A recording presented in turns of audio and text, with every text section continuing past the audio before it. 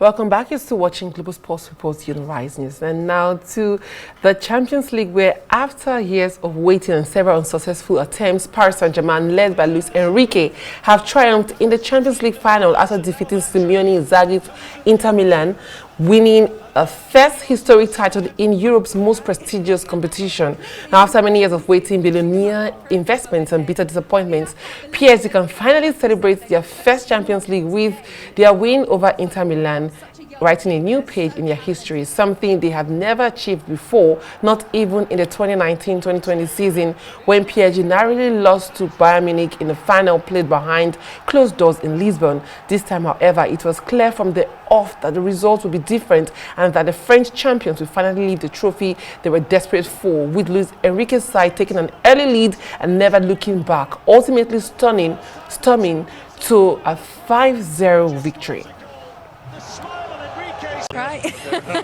Look at these incredible scenes, lifting him up. Well, you can totally see what winning another treble meant to Luis Enrique. I'm now joined by Chima Umeugo, a sports analyst, to discuss this particular victory. Paris Saint-Germain defeating Inter Milan by 5-0. Did you see that coming at all? They have finally ended all the banter, all the years of banter. And what a way to end it. This has to be one of the most one-sided final I've ever seen in my life. You understand? From the get-go, it felt like they needed it more, they wanted it more. And, you know, you have to actually, they deserved it because, aside, like you said, they've invested so much in this squad. And just to put it into context, the only player that is in this PSG team that played the last final against Bayern is Marquinhos. So they've done a lot of process. They've deconstructed this process. They bought Neymar, Mbappe, Messi. The list goes on. Even as this season, they didn't play with a recognized striker because they Goncalo Ramos and the other guy that they sold to Juventus didn't pay off. So there was always a quest to actually to thrive and win, and they did it amicably well. Credit to them. It's so poor from Inzaghi. Very, very poor the way they set up. They left a lot of spaces behind at the back, and it was just so poor. Going to a final and conceding 5-0 is very, very. They were outplayed. They were outgunned. They were outclassed. They were outcoached. There's no. You will not run out of adjective to classify what you saw today. But I believe they have to go back to the drawing board because, compared to PSG, for Inter Milan, they have 8 players from the previous final. So they've just had experience. Yeah. They've not really had that much investment as Sebi, 37-year-old. Not to downplay the quality and the experience they've had, but football is beginning to move past some of these. Mentality or what? Well, Inter Milan, at some point, they were gunning for a treble as well, but they squandered everything. And PSG, on the other hand, tried to prove that they are no longer the local champions or the perennial French champions, like people love to call them. And they showed it, like you said, all the adjectives, the outclassing and outnumbering and everything in play tonight. What does winning the Champions League mean for PSG's legacy, especially with Dembele team, the oil money club? It means a lot. I think over the past few years, it has been, the League One has been disrespected so much. Even as recent as that comment from Ronaldo, it has been disrespected, termed as the Farmers League. But how they've gone about this, they didn't play this. They actually went to England. They ousted Arsenal, Liverpool, Aston Villa, Man City in the route to the final. You understand? And they went on to win the final without conceding on the day. So it's a very big thing for them, regardless in terms of investments. People will now see that, okay, this is not just the usual business of a one-man show. They now have to buy into the idea that they have a team that plays together. And this is where I must commend Enrique, because at the time they played Arsenal, they looked very, very scattered.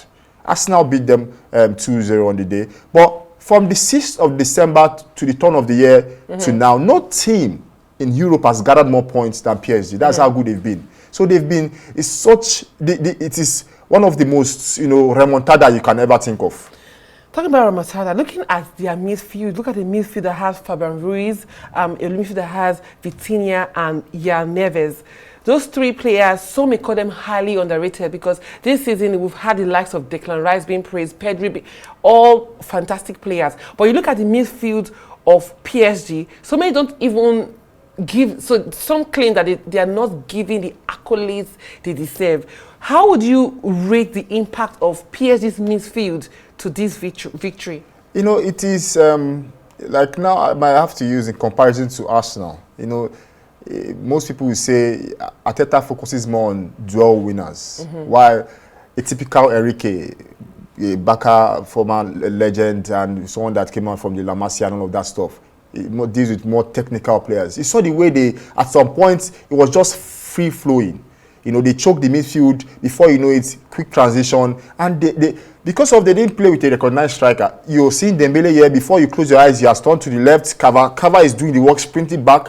You have Vitinha, who was deemed a failure at Wolves. You have Joao Neves, who we didn't really think, you know, it all felt like if you move to PSG, the big money move, you're gone, you understand? But he has actually proved to be one of the best bargain, because if you see, he was linked to Arsenal, he was linked to Man United, but, you know, PSG came in. Then you can see Fabian Ruiz coming off from the European with Spain. He has actually been very, very immense. So it's apart from the fact that they were very, very stubborn to beat. You can't get the ball away from them, but they were so technical. They know when to make the interceptions. I don't think Joao Neves had a yellow card today, but I saw him making those tackles. So it was so immense from them. They're very good.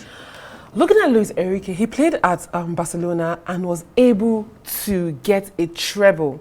He won 5 trophies that season, and now he's in Paris Saint-Germain with a long line of players who've come. We've had players like Zlatan Ibrahimovic, unable to win the Champions League with PSG. We've had players like Di Maria, Messi, and all. He's coming, assembled his own players, and been able to win a treble with Paris Saint-Germain. And when you call coaches who are very good, he's never really remembered or regarded as one of the top coaches. But would you regard him as one of the top coaches football has at the moment? Yes, he's up there. The problem why I think he's a bit underrated was because of that break he had after he left Barca. You understand? You know, he won the treble with the MSN, you know, a very good trio, and he went on that break. He went to Spain. Before that break, he was linked to Arsenal's job after Arsene Wenger left, but he didn't. You know, he actually needed a club that will actually invest. You know, you have to actually invest to show that you're actually serious with what we're doing. Then he moved to Spain, which didn't really go well after the loss of his daughter. But coming to the League One, he had a lot to prove. And he felt at some points, people were like, no, he's not going to replicate what he did because he had Messi, Suarez, and Neymar at the time he did it. But he has done it. He has done it with a lesser, you know, you can't compare Dembele and Cava to Messi, Neymar, but he has done it with a lesser squad, with a squad with little or no expectations. Because if you had asked us at the beginning of this Champions League, even at the middle, itself, you would have said PSG. Even when they got to the semi-final, we were expecting that okay, Arsenal would have done the trick and go over them, but he has exceeded all expectations. I expect them to win the Super Cup. That is to be honest with you. So I believe it continues from there. They are going to be a force to be reckoned with even next season. In fact, they are the favourites going into next season Champions League, because I think that everyone now comes to okay, this is a different side from the Neymar. It was so easy at that time because you know if you hold Mbappe, you're taking him out of the game, he barely tracks back and all that stuff. But today we saw Cava do a sprint from the attacking third to the defensive third. Even against Arsenal. You understand? You know, so it was very immense for him. I think at this point he goes on to become the manager of the season. Well, what does winning the Champions League also mean for Dembele, the Ballon d'Or shouts? Because at some point it was at the beginning of the season it was Salah. At some point it became Rafinha. At other points Lewandowski, Lamine Yamal. Now Dembele is looking to be in the forefront because he has a treble, and there's still the Club World Cup. Yeah. And there's still the Nations League, right? Yeah. In the summer against Spain. What does this mean for the Ballon d'Or shout? You know, let me tell you something. I think today, if I was to give my man of the match, it would have been him.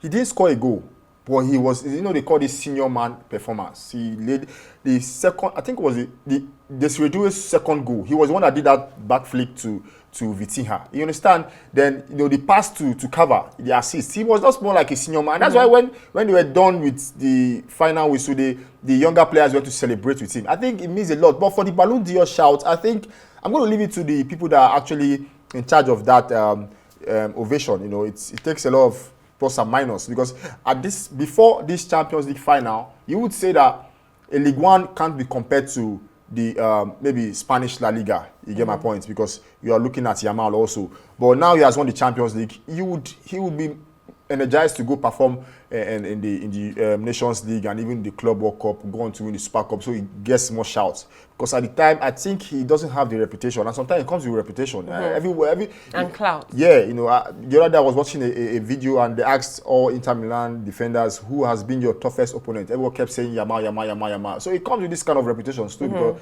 I didn't get anybody to say Dembele. So, well, we could take it back to PSG. This season has been tremendous for them. This Champions League campaign, from the goalkeeper who had some amazing saves in some games. Saw the game against Liverpool, saw the game against Arsenal. Donnarumma stood tall. The defenders were also good. You had the midfield. What would you say about this particular team and looking at them in coming seasons? This is just the beginning. The average age of this PSG side is 24 years old and 2 days. So it shows that there is still a lot more grooming, still a lot more maturity to come in place. But it feels like it came earlier than expected, you understand? But there's still lots more to come. They're going to hold down the fort for a long time, to be very honest with you. Because we've seen a side that, imagine you are substituting Desiree Doué and you're bringing in Bakula.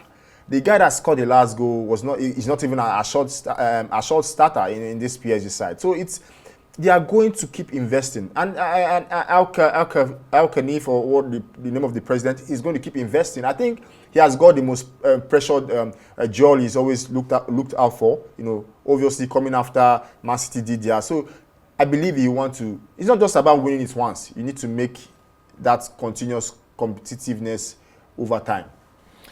Oh, Chima, one word for the possible player of the tournament.